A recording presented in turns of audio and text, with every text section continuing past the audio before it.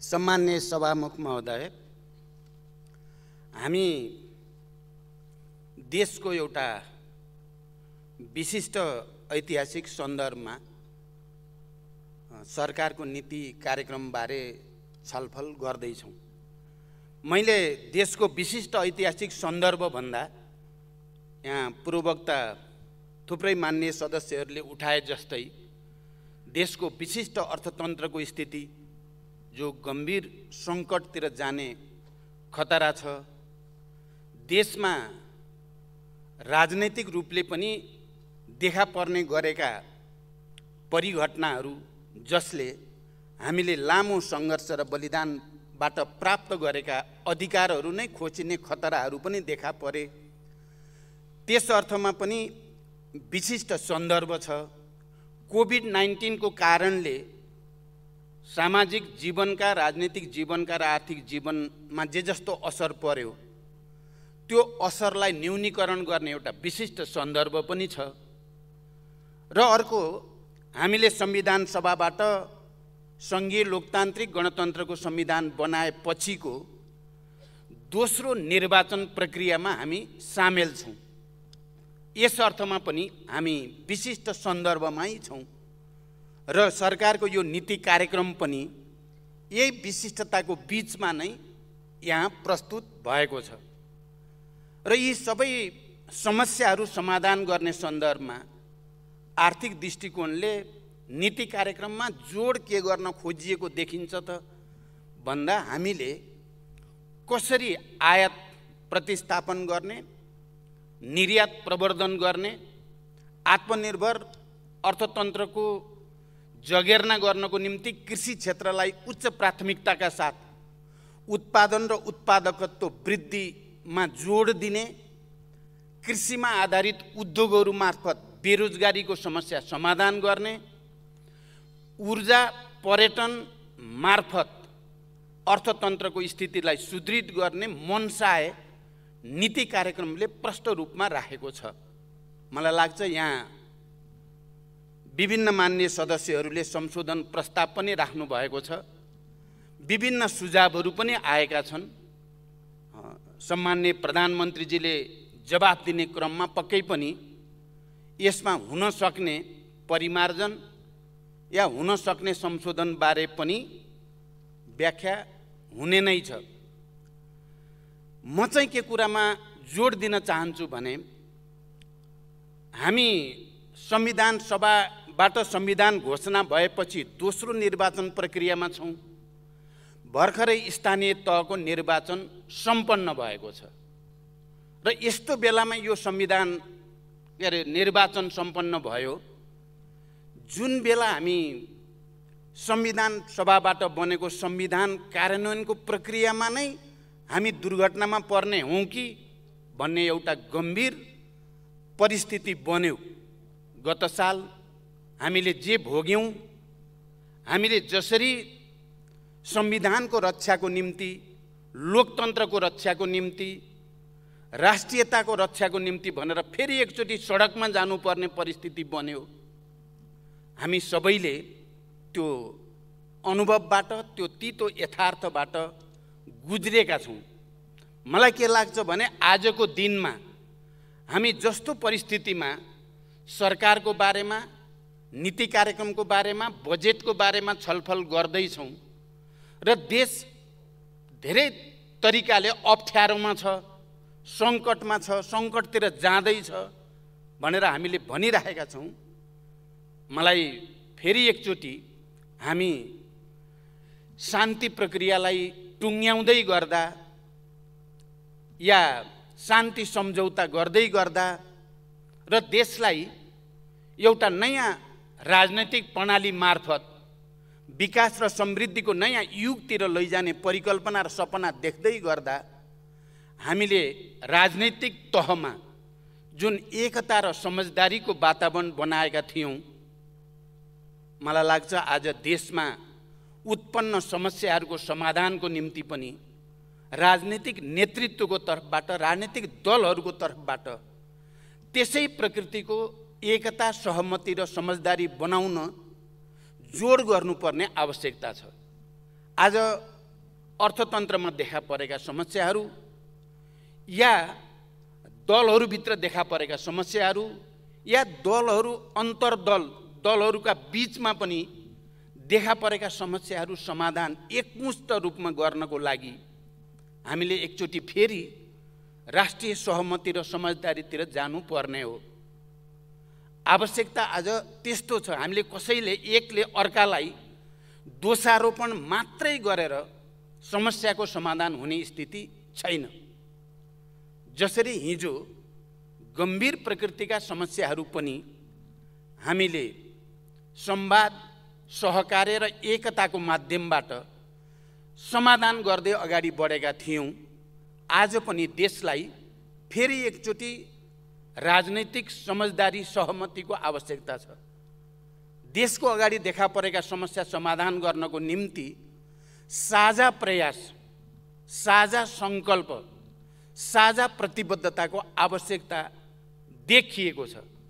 तर हामी यो नीति कार्यक्रममाथि छलफल गर्दै गर्दा अस्तिदेखि यहाँ जस्तो सिनेरियो या आलोचना प्रतिआलोचना घोचपेचको जो परिस्थिति देखा पर्यो भन्न त हामी सबैले देश सङ्कटमा छ, अप्ठ्यारोमा छ भनिराखेका छौँ र हामीले यसको समाधान गरेर जानु छ पनि भनिराखेका छौँ। तर हाम्रो छलफल गर्ने तरिका, एकले अर्कालाई घोचपेच गर्ने तरिका चाहिँ फेरि परम्परागत भन्दा नयाँ हुन सकेको छैन। परिस्थितिको गम्भीरतालाई त्यही गम्भीरताका साथ आत्मसात गरेर समाधानको निम्ति एउटा नयाँ कमिटमेन्ट, नयाँ भिजन दिनेतिर भन्दा एकले अर्कालाई दोषारोपण गर्नेतिर नै बढी जाने हो कि भन्ने चिन्ता हामीलाई भएको छ। म अहिलेको स्थानीय तहको निर्वाचनमा जनसमुदायको निकै उत्साहपूर्ण सहभागिता रह्यो।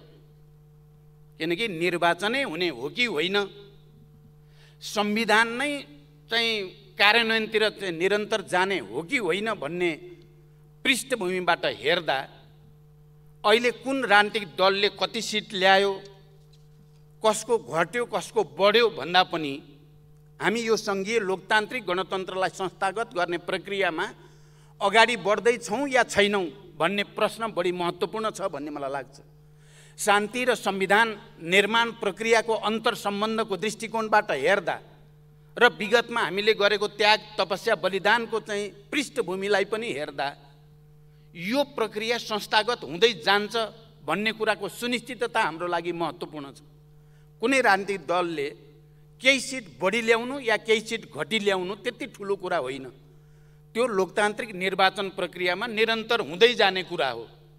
सिस्टम संस्थागत भयो कि भएन, संविधान ट्र्याकमा राखेर कार्यान्वयनमा जाने प्रक्रियाले गति लिएको छ कि छैन भन्ने कुरा महत्त्वपूर्ण कुरा हो। हामी सबैले ध्यान दिनुपर्ने कुरा यो हो भन्ने मलाई लाग्छ। त्यस दृष्टिले हेर्दा अहिलेको स्थानीय तहको निर्वाचनमा जनसमुदायको जे जस्तो सहभागिता रह्यो, देशभरिबाट निर्वाचनमा सहभागी हुने र मतदान गर्नको लागि जनता जसरी गतिशील भएर प्रस्तुत भएको देखियो, विदेशमा रहेका नेपालीहरू पनि निर्वाचनमा मतदान गर्नुपर्छ भनेर ठुलो सङ्ख्यामा देशभित्र आउने मैले हिजो मात्रै केही मिडियामा देखेको थिएँ। निर्वाचन सकियो, अब हामी त फेरि रोजगारीको लागि त विदेशतिरै जाने भनेर लर्को देखाएको थियो एउटा मिडियाले। जे भए पनि विदेशमा रहेका नेपालीहरू पनि नेपालको यो प्रक्रियामा, यो निर्वाचन प्रक्रियामा सहभागी हुन जसरी उत्साहको साथ आउने काम भयो, सबभन्दा पहिला म ती सम्पूर्ण मतदाता सबै जनसमुदायप्रति हार्दिक बधाई भन्न चाहन्छु र उहाँहरूप्रति आभार व्यक्त गर्न चाहन्छु। किनकि यो निर्वाचन हुन त स्थानीय तहको निर्वाचन हो, हामी अब प्रदेश र सङ्घको निर्वाचनतिर अगाडि बढ्दैछौँ। तर यो निर्वाचनले सङ्घीय लोकतान्त्रिक गणतन्त्रलाई संस्थागत गर्ने प्रक्रियामा संविधानलाई ट्र्याकमा राखेर यसलाई गतिशील र यसलाई क्रियान्वयन गर्ने प्रक्रियामा एउटा कोचे ढुङ्गा हो यो स्थानीय तहको निर्वाचन भन्ने मेरो बुझाइ छ। यस अर्थमा यो निर्वाचनले एउटा बलियो सन्देश ती सबै तत्त्वहरूलाई दिएको छ जसले यो संविधानलाई कुनै न कुनै रूपले मिच्न चाहने, यो संविधानलाई कमजोर पार्ने या यो संविधान उल्ट्याउन चाहने प्रवृत्ति र तत्त्वहरूको निम्ति जनताले आफ्नै व्यवहारद्वारा, निर्वाचनको प्रक्रियाद्वारा राम्रो जवाफ दिएको छ। हामीले हिजो संविधान, लोकतन्त्र र राष्ट्रको हितमा भनेर झन्डै झन्डै दुर्घटनामा जान लागेको संविधान र यो सङ्घीय लोकतान्त्रिक गणतन्त्रलाई ट्र्याकमा ल्याउन सिङ्गै नेपाली समाज नै एकचोटि एकताबद्ध भएको अनुभव हामीले गरेका छौँ। अहिले निर्वाचन प्रक्रिया मार्फत नेपाली जनताले लामो सङ्घर्ष र बलिदानपछि प्राप्त भएको यो संविधानलाई क्रियान्वयन गर्नको लागि, यसलाई व्यवहारमा उतार्नको लागि जुन किसिमको तत्परता, जुन उत्साह, जुन गम्भीरता प्रदर्शन गर्यो, यसले अब यो परिवर्तन जो हामीले झन्डै 70 वर्ष लामो सङ्घर्ष, ती सशस्त्र पनि शान्तिपूर्ण पनि सबै खालका सङ्घर्षहरूबाट प्राप्त भएको छ, यो अब दीर्घकालसम्म अगाडि जान्छ। यसलाई जनताले यसको रक्षा गर्छ, जनताले यसलाई संरक्षण गर्छ र कार्यान्वयनको प्रक्रियामा अगाडि लान्छ भन्ने कुरा पनि स्थानीय तहको निर्वाचन मार्फत राम्रोसँग प्रमाणित भएको छ। यस अर्थमा ती सबै राजनीतिक दलहरू पनि, सबै नागरिक समाज र सबै सङ्घ संस्थाहरू जसले यो निर्वाचनलाई सफल पार्नको लागि भूमिका खेले, ती सबै पनि धन्यवादको पात्र छन्। हामी सबैले निर्वाचनमा सक्रियतापूर्वक सहभागी भयौँ। मेरो विचारमा पहिलोचोटि सङ्घीय लोकतान्त्रिक गणतन्त्र अन्तर्गत स्थानीय तहको निर्वाचन एकैसाथ देशैभरि गऱ्यौँ हामीले। 753 स्थानमा एकैचोटि निर्वाचन गरेको यो पहिलो पटक हो। अघिल्लो पटकको परिस्थितिमा हामीले चरणबद्ध निर्वाचन गरेका थियौँ। एकैचोटि निर्वाचन गर्ने कुरा पक्कै पनि च्यालेन्जिङ त थियो, चुनौतीपूर्ण त थियो, तर फेरि पनि यो सफल भएको छ। यो आधारभूत रूपमा र मूलभूत रूपमा सफल भएको छ र जनताले यसलाई सफल बनाएको छ। र यसलाई सफल बनाउनको लागि सरकार, राजनीतिक दल, विभिन्न सरकारी सुरक्षा निकाय सबैको भूमिका पनि धेरै महत्त्वपूर्ण रह्यो भन्ने मलाई लाग्छ। छिटपुट घटनाहरू भए, छिटपुट घटनाहरू जुन भएका छन्, यहाँ हुन त अलि अतिरञ्जित ढङ्गले पनि केही मान्य सदस्यहरूले कुरा राख्नुभयो। अझ मुख्य रूपमा प्रतिपक्षी दलको नेताले त मानौ यो निर्वाचन सफलै भएन, यहाँ सम्पूर्ण रूपले आतङ्क मच्चाइयो या दमन गरियो भन्ने किसिमले व्याख्या गर्नुभयो। मलाई अहिले धेरै कुरा चाहिँ त्यसको खण्डन आलोचनातिर जानु त छैन। मैले नबुझेको कुरा के भएको छ प्रतिपक्षी दलको नेताको कुरा भने, उहाँले पार्टीभित्र र सार्वजनिक रूपमा पनि एउटा मूल्याङ्कन आयो, निर्वाचनमा आफ्नो स्थिति कमजोर किन भयो भन्ने कुराको एउटा संश्लेषण आयो। लज्जास्पद अन्तर्घातका कारणले हामीले धेरै ठाउँमा पराजय भोग्न पर्यो। मैले नबुझेको कुरा के छ भने, त्यो लज्जास्पद अन्तर्घात मुख्य कारण हो कि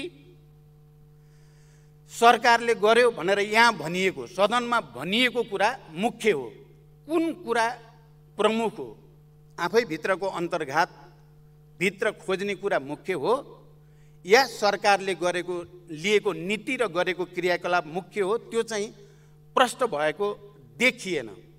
मेरो विचारमा अहिलेको परिस्थितिमा जुन उत्साहको साथ यो निर्वाचन सम्पन्न भएको छ, यहाँ केही कमी कमजोरी भएका छन् भने हामी सबैले आत्मसमीक्षा गर्नै पर्दछ। सबै राजनीतिक दलहरूले आफ्नो ठाउँबाट पनि आत्मसमीक्षा गर्न जरुरी छ। सरकारले पनि आफ्नो ठाउँबाट यो निर्वाचनमा कहीँ कतै कमी कमजोरी भएका छन् भने त्यसको पनि आत्मसमीक्षा गरेर आउने दिनमा त्यसलाई करेक्सन गर्नेतिर हामीले प्रतिबद्धता त देखाउनै पर्छ। तर मूलभूत रूपमा सफल भएको, हामी सबै सहभागी भएको, मतगणना हुँदै जाँदा, मत परिणाम निक्लिँदै जाँदा आफ्नो पक्षमा नदेखिएपछि अनि सरकारमाथि घारे हात लगाउने तरिका चाहिँ बिल्कुल बेठिक छ भन्ने मेरो बुझाइ छ। यदि त्यसो हुन्थ्यो भने हामीले समयमा त्यो कुरा किन उठाएनौँ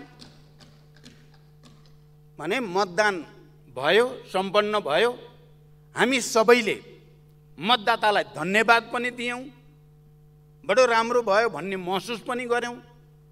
मतगणना हामीले कुनै इलेक्ट्रोनिक साधन त प्रयोग गरेको होइन, म्यानुअल किसिमले अहिलेको परिस्थितिमा मतगणना गर्न ढिलो हुँदै जाँदा परिणाम अनुकूल नदेखेपछि एकले अर्कालाई दोषारोपण गर्नु बिल्कुल बेठिक छ। म यो कुरा पनि भन्न चाहन्छु। अब मैले धेरै लामो व्याख्या गर्नु त छैन। यो देशमा संविधान सभाबाट संविधान बनिसकेपछि देशमा राजनीतिक स्थायित्वको परिस्थिति बनोस् र देशले विकासमा एउटा नयाँ गति लिन सकोस्, समृद्धिको एउटा नयाँ यात्रातिर जान सकोस् भनेर नै हामीले हिजो एउटा ठुलो प्रयोगको रूपमा वाम गठबन्धन गर्यौं। वाम गठबन्धन मात्रै होइन, हामीले एउटै कम्युनिस्ट पार्टी बनाउने पहल कदमी पनि लियौं। हामी सबैलाई थाहा भएकै कुरा हो। अहिले हामीले त्यो प्रक्रिया मार्फत देशमा हाम्रो संवैधानिक व्यवस्थाबाट झन्डै झन्डै असम्भव जस्तो ठानिएको अत्यधिक बहुमत एउटै पार्टीको पक्षमा आउने ठाउँमा हामीले पुर्याएका हौं। तर हामीले त्यो झन्डै 2/3 बहुमतमा पुगेको सरकार र पार्टी के कारणले बचाउन सकेनौं,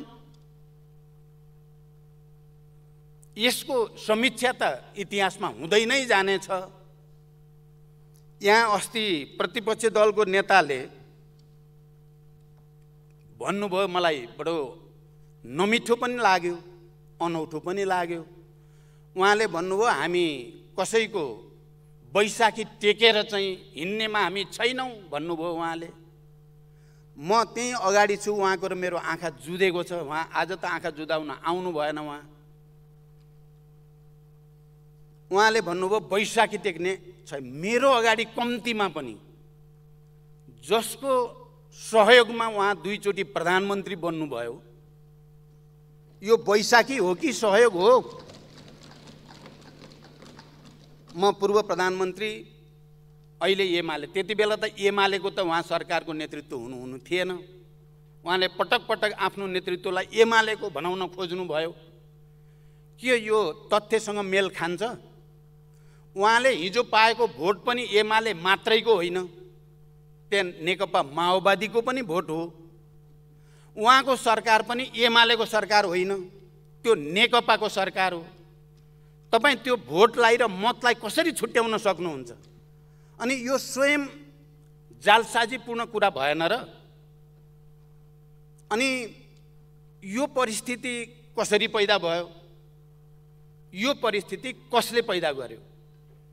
मलाई अर्को कुरा, बडो दुःख लाग्ने कुरा के भएको छ भने, अस्ति नै पनि यही गरिमामय सदनमा सभामुख महोदय शान्ति प्रक्रियाको बारेमा बडो नमिठोसँग घोचपेच गरियो। लडाईँ जित्न नसकेर आएका हामी होइनौँ भन्ने किसिमले शान्ति सम्झौतालाई अपमानित गर्ने, त्यसलाई घृणा फैलाउने ढङ्गले भनियो र मैले यही रोस्टमबाट त्यसको खण्डन गर्न परेको थियो। हिजो फेरि अस्ति प्रतिपक्षी दलको नेताले नै शान्ति सम्झौतालाई र शान्ति प्रक्रियालाई अपमान हुने ढङ्गले उहाँले बोरामा मान्छे हालेको कुरा गर्नुभयो, जनतालाई धम्क्याएको कुरा गर्नुभयो। मैले यो विषय अलि गम्भीर ठानेको छु। म यो गरिमामय सदनको ध्यान गम्भीर रूपले आकर्षित गर्न चाहन्छु। हामी अहिले जसरी यहाँ उपस्थित छौं त्यो शान्ति सम्झौता मार्फत छौँ। हामी जुन सिस्टममा छौँ त्यो शान्ति प्रक्रिया र संविधान सभा मार्फत छौँ हामी यहाँ। र हामी सबैले 12 बुँदे समझदारी हुँदै शान्ति सम्झौतामा यही हलमा बसेर, यो ऐतिहासिक सम्झौता भनेको होइन, 12 बुँदे समझदारी बनाउँदा तात्कालीन नेकपा माओवादीसँग कुराकानी गरेर संविधान सभा र शान्ति सम्झौताको कुरा गर्ने र शान्ति प्रक्रियालाई सकारात्मक ढङ्गले टुङ्ग्याएर सङ्घीय लोकतान्त्रिक गणतन्त्रसम्म जाने कुरा गर्ने साथीहरूले आज आएर हिजोका कुरा, जबकि हामी एउटा संविधानमा सर्वसम्मत ढङ्गले आइसकेका छौँ, हामी एउटा प्रक्रिया र प्रणालीमा केन्द्रित भएर अगाडि जान खोजिरहेका छौँ, फेरि त्यो कुरा किन उठाइएको छ? मैले यदि शान्ति सम्झौतालाई अपमानित गर्ने, यो सङ्घीय लोकतान्त्रिक गणतन्त्रलाई अपमानित गर्ने प्रवृत्तिका साथीहरूलाई, तपाईहरू टाउको काट्ने मान्छे होइन, तपाईहरू हत्याराको रूपमा जेल बसेको होइन भने के हुन्छ? त्यो भन्नु जायज हुन्छ? मलाई लाग्छ त्यो भन्नु बिल्कुल जायज हुँदैन। अहिले परिस्थिति नितान्त भिन्न भइसकेको छ। हामीले ती कुरालाई पटक पटक एकले अर्कालाई अपमानित गर्ने ढङ्गले, एकले अर्कालाई निषेध गर्ने ढङ्गले लियौँ भने हामी यो सिस्टम र यो सिस्टम मार्फत नेपाली जनतालाई हामीले जे दिन खोजेका छौँ त्यो दिन सकिने छैन। मलाई निर्वाचनका क्रममा, किनकि यो निर्वाचन सम्पन्न गर्नको निम्ति सँगै देशले देखेको छ, म पूर्वदेखि पश्चिमसम्म, हिमाल पहाडदेखि तराईका विभिन्न जिल्लाहरूमा निर्वाचनको वातावरण बनाउनको निम्ति पुरै खटेको छु। यहाँहरूलाई यो पनि स्मरण होला, 70 को निर्वाचन जति बेला हामी नराम्रोसँग कमजोर भएका थियौँ, पार्टी विभाजन भएको थियो, तर लोकतान्त्रिक निर्वाचनको वातावरण बनाउनको निम्ति देशव्यापी अभियानमा हामी हिँडेका थियौँ र त्यसले निर्वाचनको माहौल बन्यो। किनकि निर्वाचनको वातावरण बनाउने कुरा, चाहे संविधान सभाबाट संविधान बनाउने कुरामा होस्, चाहे संविधान कार्यान्वयनको एउटा सकारात्मक वातावरण बनाउने कुरामा होस्, त्यो बढी महत्त्वपूर्ण थियो भन्ने मलाई लाग्छ। र मलाई यो बीचमा खास गरी भरतपुर चितवनको सन्दर्भमा मैले मतदातालाई धम्क्यायो र धम्क्याएर चाहिँ मत लिने कोसिस गर्यो भनेर यहाँ प्रतिपक्षी दलको नेताले बडो चाहिँ व्याख्यासहित भन्नुभयो। म अरू कुरा त भन्न चाहन्न, मैले खालि के चाहिँ भनेको र म दोहोऱ्याएर भन्न चाहन्छु भने हामी नेकपामै थियौँ, हामी नेकपाको नेतृत्वमा नै देश समृद्धिको यात्रामा अगाडि बढोस् भन्ने चाहन्थ्यौँ हामी, र नेकपा अत्यधिक राम्रो बहुमतमा पनि थियो। त्यसको रक्षाको निम्ति आफ्नो भागको त्याग हामीले गरेका पनि थियौँ, तर पार्टीभित्र र सरकारको तर्फबाट गरिएका जनविरोधी कामहरूको आलोचना जब पार्टीभित्र हुन थाल्यो, अहिले त यो नीति कार्यक्रम गठबन्धन सरकारको नीति कार्यक्रमको रूपमा यहाँ प्रस्तुत छ, त्यति बेला नेकपाको एक्लै पार्टीको नीति कार्यक्रम र बजेट प्रस्तुत हुँदा त्यो बजेट हामीले निर्वाचनको बेलामा घोषणापत्रमा जे कुरा भनेको त्यसको ठिक उल्टो आयो भनेर नेकपाकै सांसदले बोल्नुपर्ने स्थिति हिजो बनेको होइन। कसको कारणले त्यस्तो भयो? हामीले जनताको अगाडि घोषणापत्रमा जे भन्यौँ, नीति कार्यक्रम ल्याउँदा सरकारको तर्फबाट न कहीँ छलफल न कहीँ बहसको परिस्थितिबाट हामी गुज्रेको होइन। अनि बजेट आउँदा यो बजेट जनताको पक्षमा छैन भनेर यहाँ हामी नेकपाका त्यति बेलाका मान्य सदस्यहरूले निकै चर्को आलोचना गर्दा प्रतिपक्षमा रहेको नेपाली कङ्ग्रेसले भनेको म अहिले पनि सम्झिराखेको छु। यो त बडो विचित्र भयो, सत्ता पक्ष पनि नेकपै भयो, प्रतिपक्ष पनि नेकपै भयो। हामीले भन्नुपर्ने कुरा जति सबै नेकपाकै मान्य सदस्यले भन्ने परिस्थिति बन्यो भनेको म अहिले पनि हिजो जस्तै सम्झिराखेकै छु। हामीले के गर्यौँ? हामीले घोषणापत्र अनुसार काम गर्यौँ। हामीले राष्ट्र र जनताको आवश्यकता अनुसार सम्बोधन गर्ने काम गर्यौँ। जब त्यसबारे पार्टीभित्र बहस भयो, विवाद भयो र पार्टीभित्र अत्यधिक बहुमत सदस्यद्वारा त्यसको आलोचना हुन थाल्यो, विरोध हुन थाल्यो, अनि सदन विघटन गरिएको होइन।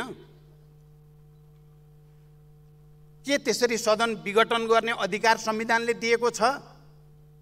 कुनै पनि लोकतान्त्रिक प्रणालीमा पार्टीभित्र भएको विवादको विषयलाई लिएर एउटा सार्वभौम संसदलाई विघटन गर्ने, अपराध गर्ने छुट कसैलाई दिन्छ लोकतन्त्रभित्र? त्यो काम नेपालमा भएको होइन। त्यो मैले अहिले विश्लेषण गरेर भनेको पनि होइन। त्यो स्वयं प्रतिपक्ष, अहिलेको प्रतिपक्ष दलको नेताले सार्वजनिक रूपमा भन्नुभएको छ। किन विघटन गरियो भन्दा मलाई पार्टीभित्र काम गर्न दिइएन। पार्टीभित्रको समस्या समाधान गर्ने पार्टीको विधि छ, पद्धति छ, त्यसलाई छोडेर अनि जनताद्वारा निर्वाचित संविधानले दिँदै नदिएको अधिकार प्रयोग गरेर पटक पटक विघटन गर्दा देश सङ्कटमा गएको होइन। मैले त सोचेको थिएँ अब धेरै भयो, पार्टीभित्र विवादको कारणले पटक पटक संसद विघटन भयो, देश नै राजनीतिक दुर्घटनामा जाने हो कि भन्ने खतरा पैदा भयो।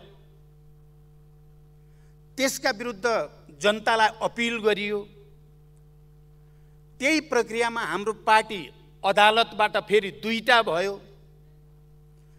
दुईटा भइसकेपछि पनि फेरि संसद विघटन भयो र त्यो विघटनका विरुद्ध फेरि सङ्घर्ष गर्नुपर्ने आवश्यकता भयो। र त्यही राष्ट्रिय राजनीतिक दुर्घटनाबाट संविधानलाई, देशलाई बचाउने सन्दर्भमा यो गठबन्धनको जन्म भयो।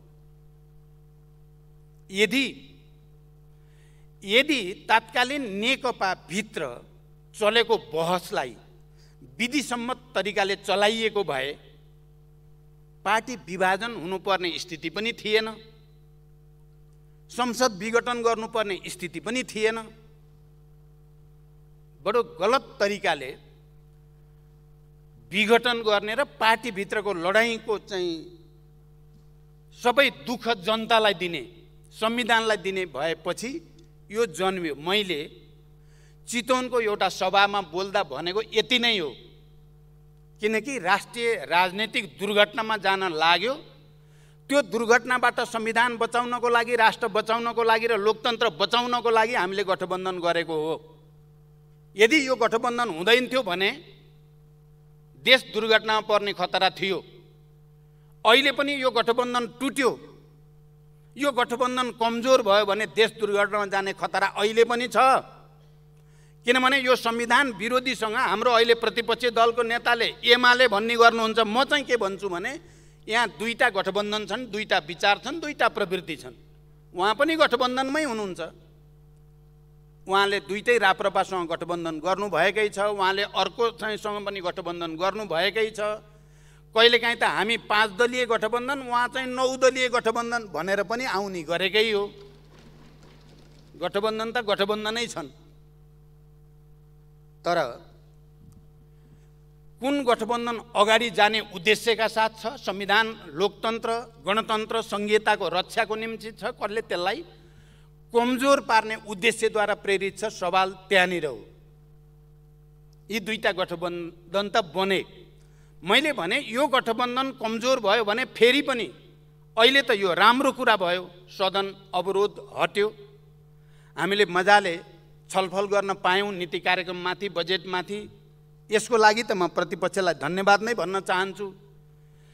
तर अस्तिसम्म यो सदनलाई अवरोध गरिरहेको परिस्थितिमा र गठबन्धनको जस्तो ढाँचा काँचा तपाईहरुले बनाउनु भयो प्रतिपक्षको तर्फबाट। त्यो ढाँचा काँचा हेर्दा हामीले यो भन्नै पर्थ्यो जनतालाई, यदि यो हाम्रो गठबन्धन कमजोर भयो भने देश फेरि पनि दुर्घटनामा जान सक्छ। त्यसैले गठबन्धनलाई बलियो बनाउन अपिल गर्ने कुरा र जनतालाई त्यसको निम्ति सावधानी गराउने कुरा कहीं धम्की हुन्छ र? जनतालाई सतर्क गराउन र जनतालाई अपिल गर्ने कुरा त्यो कसरी त्यस्तो हुन सक्छ? र मलाई अर्को अनौठो के लागेको छ भने उहाँले प्रतिपक्षी दलको नेताको हैसियतले भन्नुभयो चितवनको जनताले त्यही धम्क्याएको भएर नै भोट धेरै दिएको जस्तो कुरा गर्नुभयो उहाँले। मतदाता प्रति यो भन्दा ठुलो अपमान के हुन्छ? के जनता धम्क्याएको भरमा भोट दिने हो? मलाई त यो अभिव्यक्तिले चितवनको जनताको अपमान भएको, त्यहाँका मतदाताको र देशैभरिका मतदाताको पनि अपमान भएको मैले ठानेको छु। यो त तथ्य नै हो। देश राजनीतिक दुर्घटनामा जाने खतरा थियो। त्यो खतराबाट बचाउन हामी जनताको बीचमा गएकै हो र त्यो कुरा गलत छ, संविधान विपरीत छ भन्ने कुरा सम्मानित सर्वोच्च अदालतले पनि पटक पटक फैसला गरेकै छ। मैले त सोचेको थिएँ यतिका धेरै भइसक्यो, हाम्रो प्रतिपक्षी दलको नेता जसलाई मैले नै सहयोग गरेर माओवादी केन्द्रकै सहयोगमा प्रधानमन्त्री हुनुभयो, उहाँ एक्लै भएको छु भन्ने ठान्नु भएको छ भने त्यो भ्रम हटाइदिनुहोस्। तपाईँ एक्लै प्रधानमन्त्री हुनुभएकै छैन। पहिलोचोटि पनि माओवादी केन्द्रको तपाईँको भाषामा बैशाखी टेकेर हुनुभयो हो। दोस्रो पटक हाम्रो पनि भोट लिएर हुनुभयो हो। अब भएर देखाउनुहोस् त, अबको चुनावबाट देखाउनुहोस्, तपाईँलाई मानिन्छ, तपाईँ एमालेको प्रधानमन्त्री हुनु होला। अन्यथा मैले त सोच्थेँ उहाँ हुँदो खाँदाको 2/3 बहुमतको सरकार, बालुवाटारमा उहाँले त अलि दीर्घकालीन ढङ्गले नै त्यहाँ रहन्छु भनेर तयारी पनि गर्नुभएको थियो। सरकार गयो,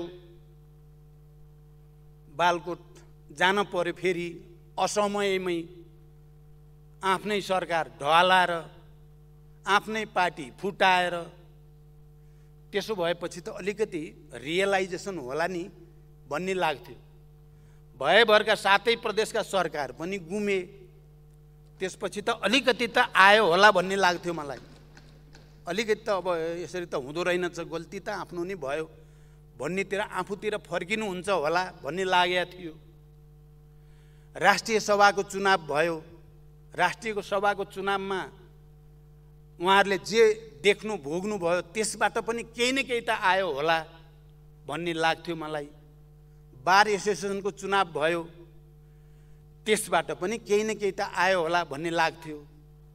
अहिलेको स्थानीय तहको निर्वाचनपछि त पक्कै पनि उहाँले आत्मसमीक्षा गर्नुहुन्छ र फेरि एकचोटि देशको राजनीतिक स्थायित्वको निम्ति, कम्युनिस्ट आन्दोलनको हितको निम्ति आफू तत्पर रहेको कुरा गर्नु होला भन्ने लागेको थियो मलाई। त्यसो भएर म बडो ध्यानपूर्वक, उहाँले 3 घण्टा बोल्नुभयो, 3 घण्टा बसेँ म यहाँ। कहीँ उहाँले वामपन्थी एकताको पक्षमा वातावरण बनाउने कुरा पो गर्नुहुन्छ कि कहीँ अलिकति आत्मालोचना गरेर आत्मसमीक्षा मैले गल्ती गरेँ भन्नुहुन्छ कि अदालतले भनेको कुरा या पार्टीहरूले भनेको, गठबन्धनले भनेको कुरामा कहीँ उहाँ चाहिँ पुनर्समीक्षा पुनरावलोकन गर्नेतिर जानुहुन्छ कि भनेको त उहाँ त सुरुदेखि अन्तसम्म अरूलाई गाली गर्नेतिर मात्रै, बदनाम गर्नेतिर र मेरो दृष्टिमा धेरै झुट कुरा बोल्नेतिर मात्रै केन्द्रित हुनुभयो र उहाँ बिल्कुल आफ्नो अहङ्कार र दम्भबाट पछि हट्नु भएको छैन भन्ने देखियो। मलाई त नेकपा एमालेका धेरै नेता कार्यकर्ताप्रति मलाई भरोसा छ, मलाई विश्वास छ। अहिले पनि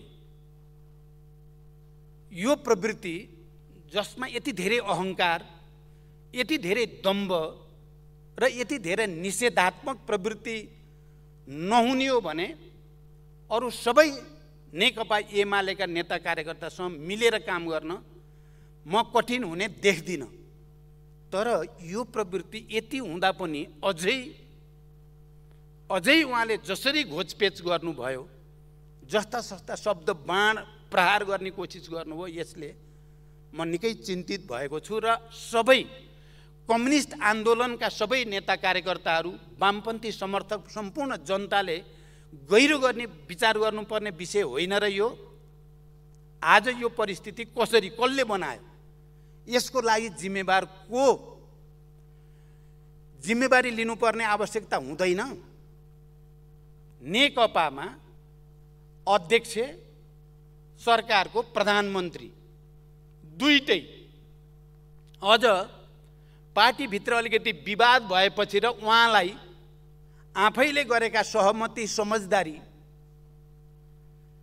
पनि कार्यान्वयन गर्न अरुचि देखिएपछि मैले प्रधानमन्त्री 5 वर्ष तपाईँ नै खानुहोस्, मलाई पार्टी मात्रै चलाउन दिए हुन्छ भनेको र एउटा केन्द्रीय समितिको बैठक मैले सञ्चालन गर्दा सिङ्गो केन्द्रीय समिति एक ढङ्गले अब पार्टी बन्ने भयो भन्ने विश्वासतिर पुगेको होइन।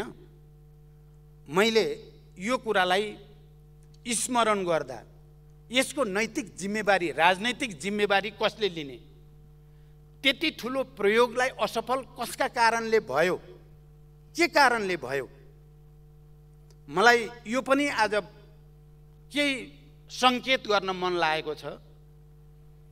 मलाई लाग्छ नेकपा हुँदाखेरिका सबै नेता कार्यकर्ताहरूले त्यति बेलाको हाम्रो राजनीतिक प्रतिवेदन अध्ययन गर्नुभएको छ, जुन केन्द्रीय समितिले पारित गरेको छ। त्यसमा बकाइदा नेपालमा देशका सबै उत्पीडित वर्ग, जाति, क्षेत्र, लिङ्ग, समुदायमा जागरण ल्याउने कुरामा माओवादी जनयुद्धको महत्त्वपूर्ण योगदान रह्यो भन्ने कुरा लेखिएको छ र सङ्घीय लोकतान्त्रिक गणतन्त्र स्थापना गर्न, संविधान सभाको निर्वाचन गर्न माओवादी आन्दोलन र प्रचण्डको नेतृत्वदायी भूमिका छ भनेर लेखिएको छ र त्यसमा तत्कालीन अध्यक्ष केपी ओलीको र मेरो सिग्नेचर छ। अनि अहिले आएर त्यत्रो कुरामा हस्ताक्षर गर्ने आफैले त्यसलाई उल्ट्याउने र अझ उल्टो आफू पानीमाथिको ओबानो हुन मिल्छ? जिम्मेवारी लिन पर्छ या पर्दैन? म के आशाको साथ उहाँको लामो मन्तव्य सुन्न आएको थिएँ भने आज त उहाँले पक्कै आत्मसमीक्षाको स्पिरिटमा आउनुहुनेछ, किनकि केही दिन अगाडि मात्रै पार्टीको निर्वाचनमा आफूले सोचेको जस्तो नहुनुको कारण चाहिँ लज्जास्पद अन्तर्घात आफै भित्रलाई प्रमुख बनाएर भन्नु पनि भएको थियो होला। यदि अन्तर्घात नै भयो भने पनि अन्तर्घात किन भयो त्यसको पनि सायद खोजीको विषय त हुन्छ नै होला। तर त्यस्तो भएन। यहाँ आउँदा उहाँले त पहिला निर्वाचन प्रक्रियामा खास गरी माओवादी केन्द्रलाई र नेकपा एकीकृत समाजवादीलाई, मलाई र माधव कुमार नेपाललाई सबभन्दा बढी प्रहार गर्नुहुन्थ्यो उहाँले। र माओवादी केन्द्रलाई चाहिँ अब भेटिँदैन। माओवादी केन्द्र अब यो वैशाख 30 गतेको निर्वाचनपछि माओवादी केन्द्र भेटिँदैन, गुगलमा मात्रै देखिन्छ उहाँले भनेको। माओवादी केन्द्र त अब गुगलमा मात्रै देखिने रे, उहाँ सर्वत्र छाउने रे, 60% भोट ल्याउने रे। अभिव्यक्ति त उहाँले यसरी दिनुभएको थियो। तर म उहाँको अगाडि बसेर कुरा गर्न चाहेको थिएँ, गुगल होइन, यही सम्मानित सदनमा एउटा शक्तिको साथ माओवादी केन्द्र तपाईसँग आँखामा आँखा जुदाएर बहस गर्न अहिले पनि तयार छ।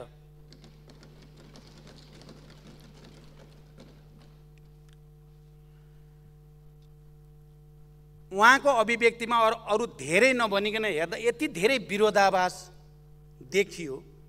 उहाँले एकातिर यो नीति कार्यक्रम कामै छैन, लाज मर्दो केही पनि छैन भनेर भित्तामै पुर्याएर नै भन्नुभयो, केही पनि छैन, लाजै मर्दो छ।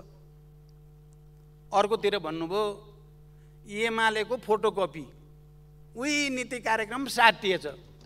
कुन चाहिँ कुरो सही हो? तपाईँकै फोटोकपी हो भने त धन्यवाद दिनु पर्यो यो सरकारलाई। तपाईँकै नीति कार्यक्रम चाहिँ पेस्ट गरेर ल्याएको रहेछ भने त राम्रै कुरा भयो।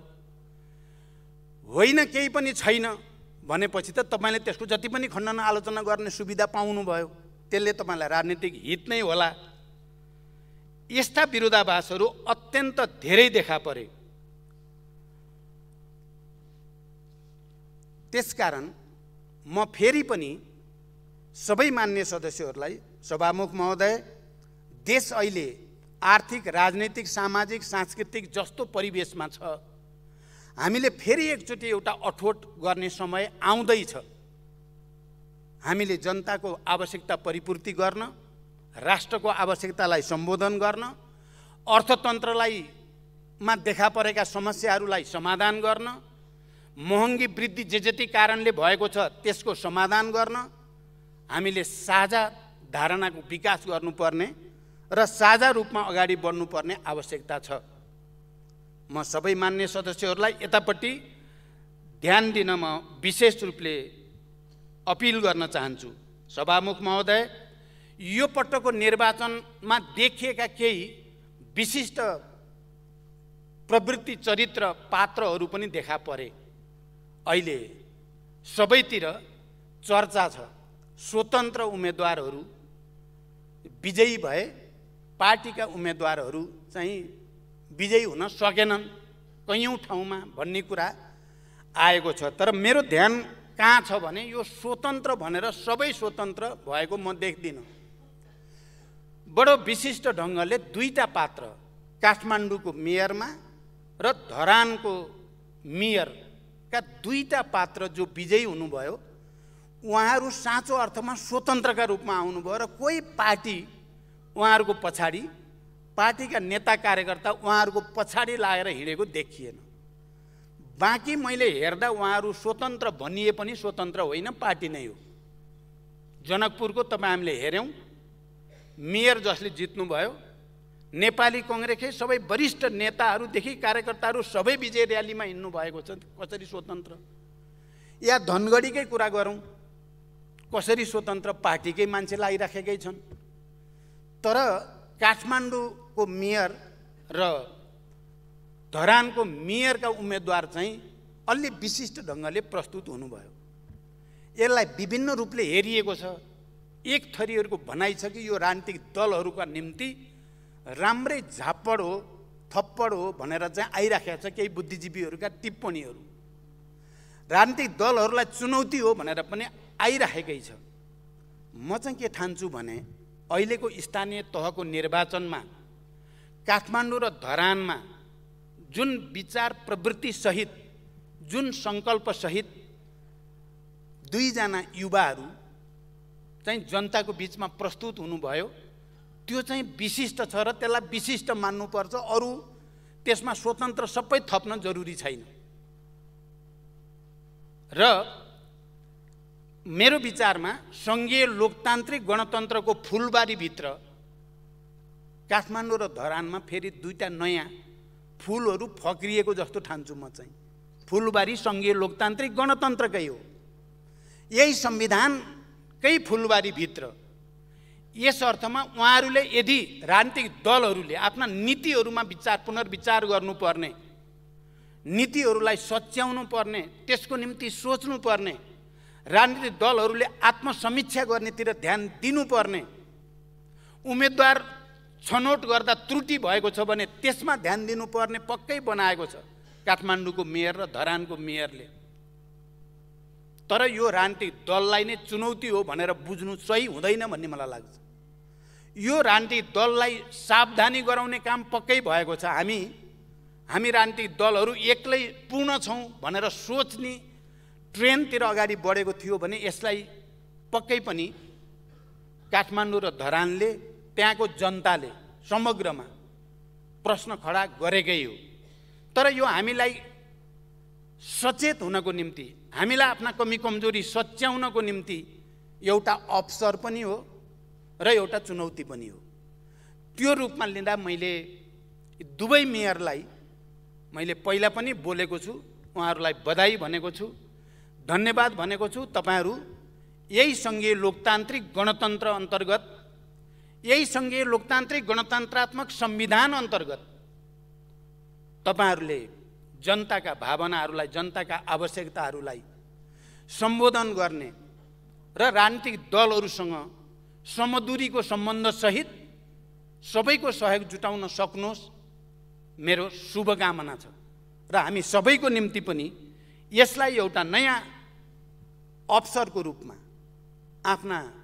आफ्नो रूपान्तरणको निम्ति, आफ्नो आत्मसमीक्षाको निम्ति एउटा अवसर उहाँहरूले प्रदान गरेको रूपमा लिनु आवश्यक छ। पक्कै पनि यो पनि हो, पात्रहरू इतिहासमा कुनै खास कालखण्डमा यसरी देखा पर्ने गर्छन् र ती पात्रहरूले जनताको अगाडि निर्वाचनको बेलामा गरेका प्रतिबद्धता र कमिटमेन्टहरू सहित अडिराख्न सक्ने हुन्छ या हुँदैन। किनकि यस्ता पात्रहरूलाई घेराबन्दी गर्ने विभिन्न शक्ति केन्द्रहरू, विभिन्न विचार प्रवृत्तिहरू, विभिन्न शक्ति केन्द्रहरूले पक्कै पनि कोसिस गर्छन्। अब काठमाडौँको मेयर र धरानको मेयर त्यस खालको घेराबन्दीबाट आफूलाई मुक्त राख्दै साँच्चै जनताको सेवाको निम्ति समर्पित भएर लाग्दा त्यसले राजनीतिक दलहरूलाई पनि रूपान्तरण गर्न, सच्चिन, आत्मसमीक्षा गर्न उत्प्रेरणा नै दिनेछ। त्यही वातावरण बनोस् भन्ने म चाहन्छु। त्यसकारण अब म करिब अन्ततिर जाँदैछु।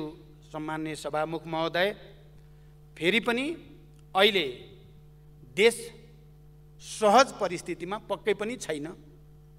कोभिडको कारणले त्यसबाट सृजित परिस्थिति, अर्थतन्त्र, अन्तर्राष्ट्रिय राजनीतिमा देखा परेको पोलराइजेसनको नयाँ परिस्थितिका कारण, विभिन्न ठाउँका युद्धहरूका कारण, विभिन्न शक्ति केन्द्रहरूको स्थितिमा आएको फेरबदलको कारण पनि त्यसको असर दुनियाँभरि परेको छ र नेपाल पनि त्यसबाट अछुतो छैन। र यसको सामना एउटा राजनीतिक दल विशेषले या सरकार एक्लैले मात्रै गर्न सक्ने स्थिति पनि छैन। तर मुख्य दायित्व पक्कै पनि सरकारकै हुन्छ। महँगी, साँच्चै महँगीको मारले नेपाली जनताको ढाड सेकिएकै छ। प्रत्येक भान्साबाट विद्रोह हुने हो कि भने जस्तो परिस्थिति बन्दैछ। दिन प्रतिदिन बढेको महँगीका कारण जनता आजित हुने परिस्थिति बनेको छ। यसको सामना हामीले गर्नु छ। मेरो सरकारलाई के सुझाव छ भने, पेट्रोलियम पदार्थको मूल्य वृद्धि जसरी भएको छ, हाम्रा छिमेकीहरूले यो मूल्य वृद्धिको मारबाट जनतालाई जोगाउनको लागि पहिला उठाउने भनेको कर छुट दिएर त्यसबाट मूल्य समायोजन गर्ने कोसिस भएको छ।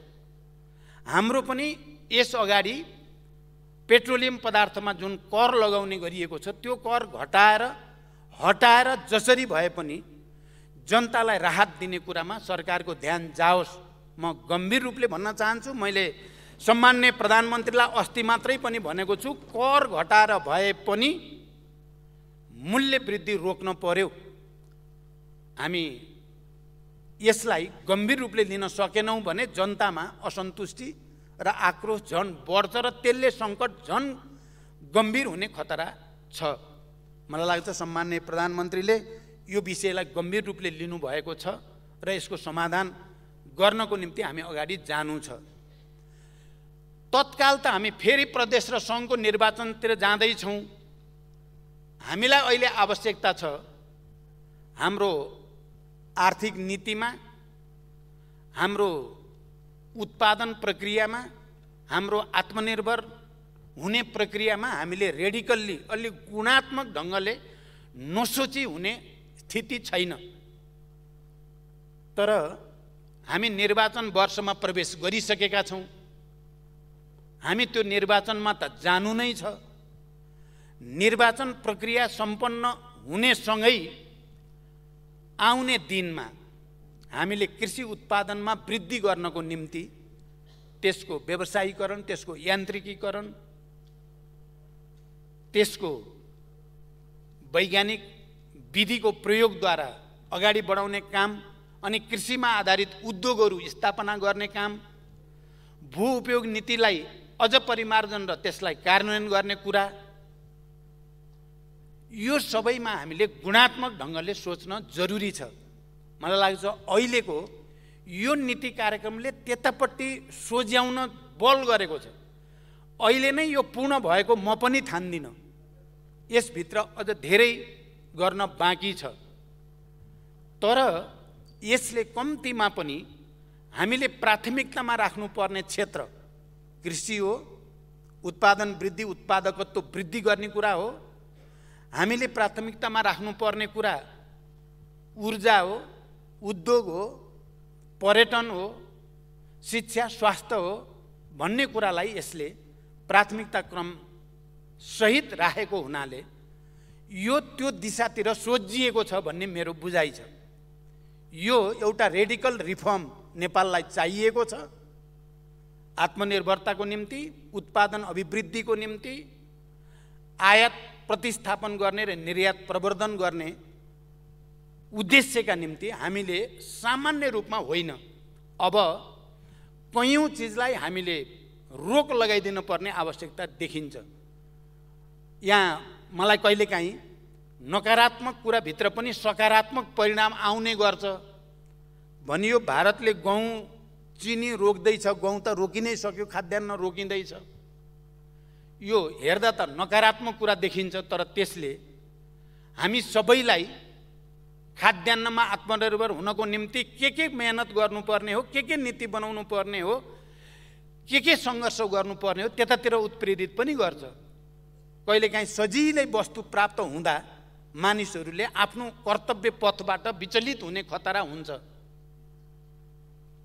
त्यसकारण हामी आफैले सचेत रूपमा कयौं वस्तुहरूको आयातमा कटौती गर्ने, कन्ट्रोल गर्ने, देशभित्र पैदा भएका र पैदा हुन सक्ने सामानहरूको प्रयोगलाई प्राथमिकताका साथ जोड दिएर लैजाने र केही वर्षभित्र हामीले खाद्यान्नमा आत्मनिर्भर हुन सकिन्छ। मैले एकचोटि यही सदनमा भनेको थिएँ कि हामी यति धेरै शिक्षामा पनि प्रगति गर्यौं, पढेका धेरै विद्वानहरू, डाक्टरहरू हामी छौं,